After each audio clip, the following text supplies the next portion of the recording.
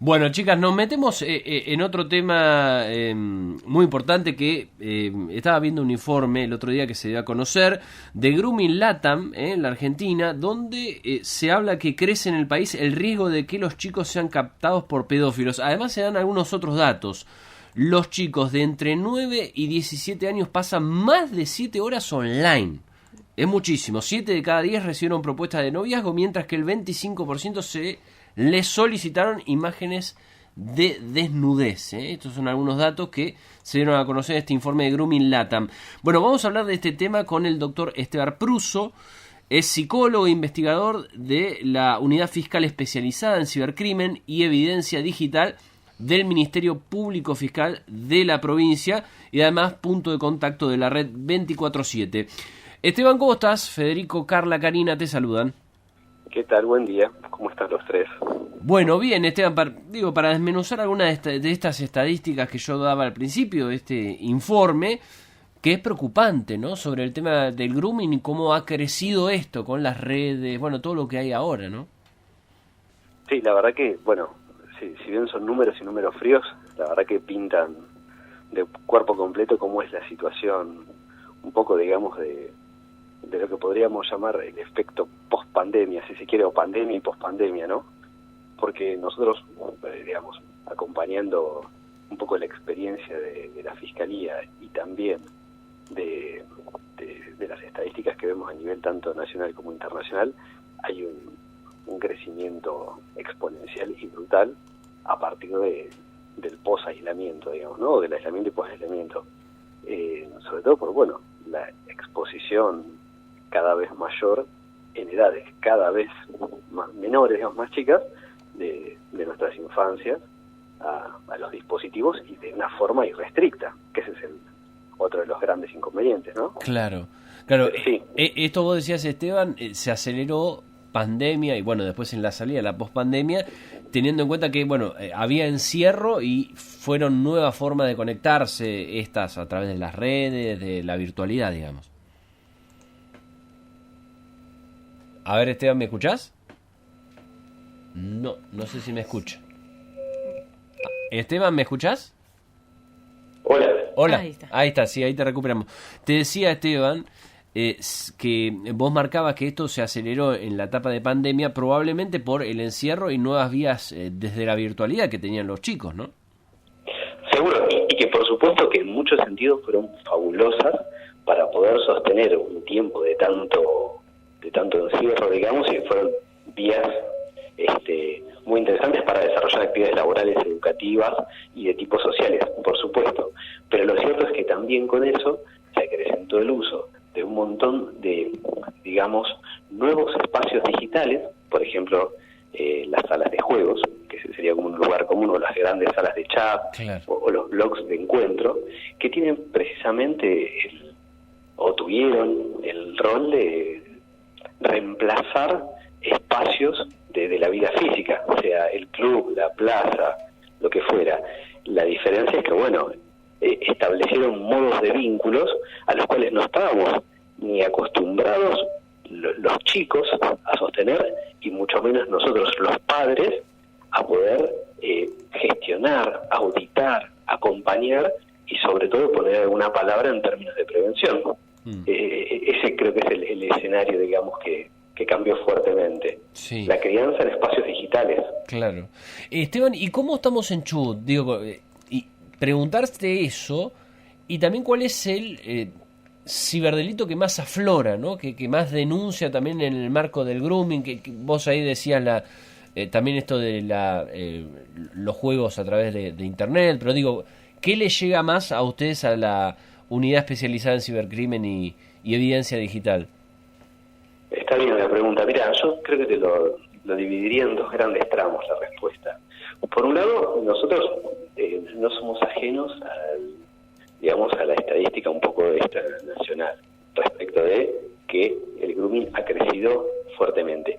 Al mismo tiempo, lo que también ha crecido mucho es todo lo relacionado a la distribución o facilitación o comercialización de material de abuso sexual infantil.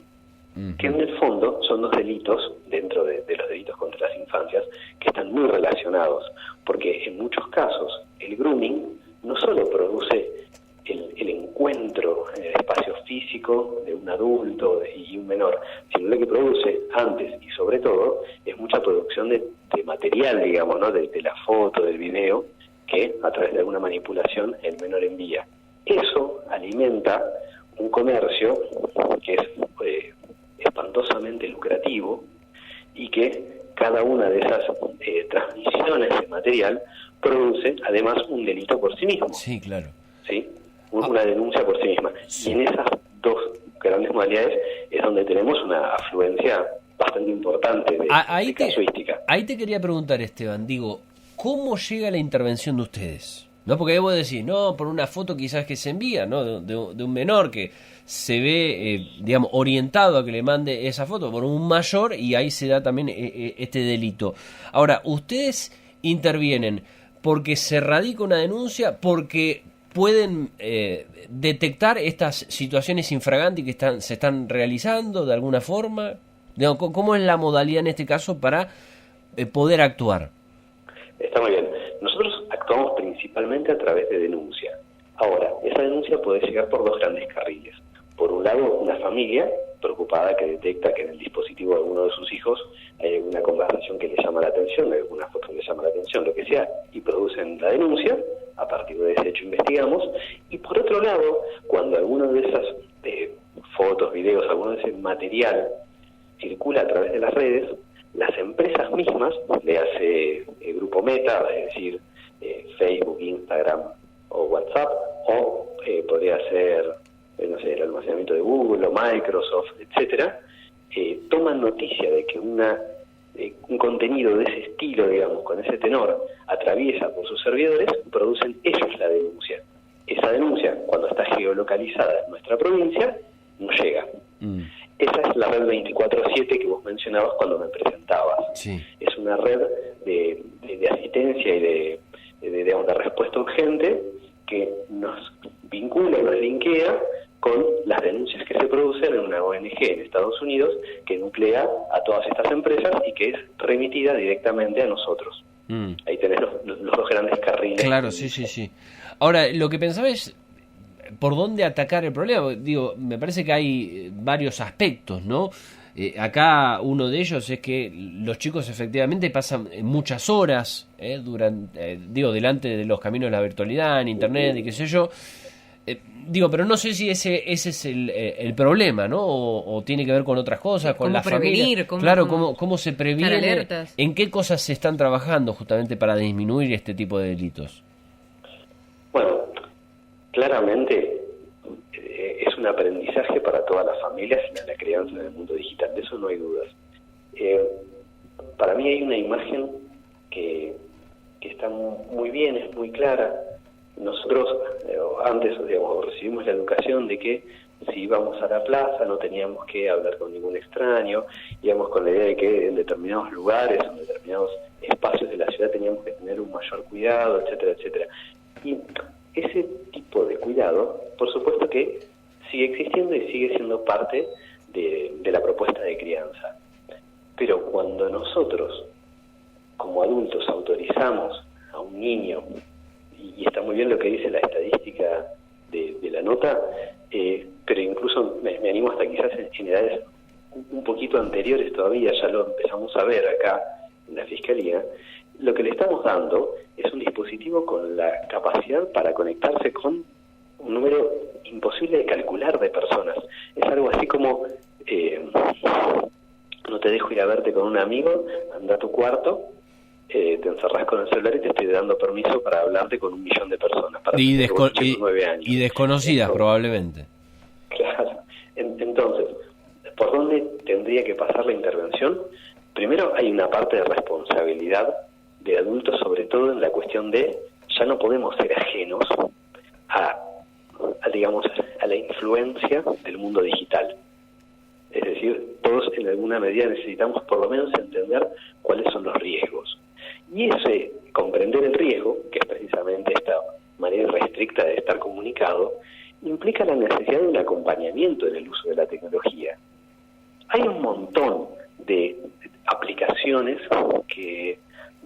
manera hacen de control parental, ¿sí?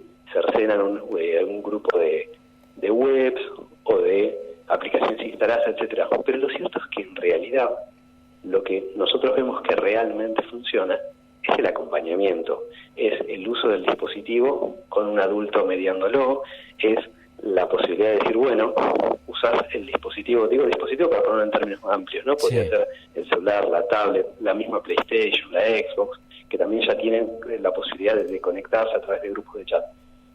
La usás conmigo, o la usás un rato solo, pero en algún momento yo puedo tomarlo y leer las conversaciones, y eso de común acuerdo. A determinada hora no se usa más, se termina, el wifi todo queda, todos los dispositivos quedan en el living, no se llevan a los dormitorios, digo, sobre todo en las primeras en las infancias, digamos, ¿no? Quizás un chico de 17 años es un poco diferente, pero me parece que es muy importante que todo eso se construya a partir de un acompañamiento presente y sobre todo del diálogo, porque no hay más posibilidad desde lo tecnológico de tener un control real. Es decir, esto de instalo en mi celular un programa espía para ver lo que está haciendo mi hijo, me parece que no es el camino es decididamente la construcción de una ciudadanía digital a partir de un padre involucrado y que acompaña de forma efectiva y activa el uso de los dispositivos, sobre todo cuando lo estamos poniendo a disposición a partir de los 9, 10, 11 Claro, eso años. te iba a decir.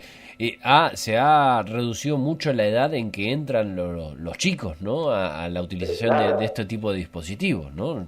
Incluso no sé si más temprano también. Y nosotros un poco lo que vemos es que ya desde los primeros grados de la primaria ya empieza a tener por lo menos el celular con el fin de poder contactarlo, que manda un mensajito cuando le pasa algo.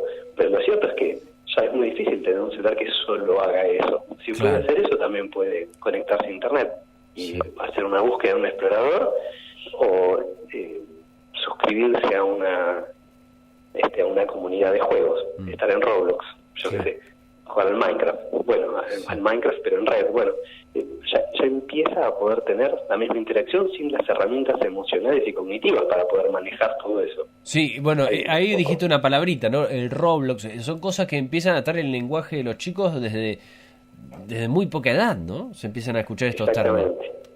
Exactamente. Y lo cierto es que también es una marea que no es fácil abordarla desde el lugar de padre, porque también uno entiende que si todos los compañeritos están jugando a eso, a uno también se cuestiona a sí mismo: ¿qué hago? ¿Lo separo a mi hijo de esa realidad? ¿Lo saco, digamos, de lo que están hablando el resto? Bueno, entonces encontrar ese equilibrio yo entiendo que es muy complejo, pero entonces si se va a dejar que el menor participe y juegue porque el resto de sus congéneres está en eso, bueno, que sea recontra acompañado, y nosotros también entender lo que es Roblox, cómo funciona, a qué podemos jugar y cómo podemos chatear y a qué te encontrás en las salas de chat de esas aplicaciones o de esos espacios de juego. Un poco ahí creo que está la respuesta. Claro. Esteban, vos ahí mencionabas, ¿no?, esta estadística que se disparó sobre todo en la pandemia. Digo, ¿qué datos hay con respecto a Chubut? Digo, ¿cómo fue este fenómeno? ¿Cuánto se incrementó los delitos denunciados de grooming a raíz de esta pandemia y la salida también que tuvo que ver aquí en el país, bueno, y en la provincia?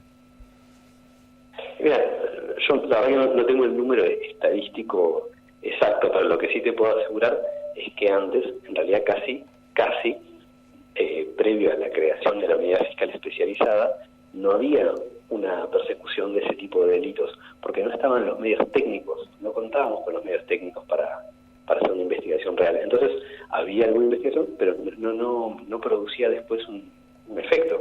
¿Cuándo la crearon ustedes, esta unidad? A partir del año 2020. ¿no? Ah, claro. 2020. Justamente cuando... Es una fiscalía que es más bien joven, digamos. Claro, sí. Al menos nosotros, digamos, ya comenzamos a actuar con un fenómeno que ya estaba desatado. Y si se quiere, te diría que durante 2020 y 2021 la cantidad de casos era bastante alta.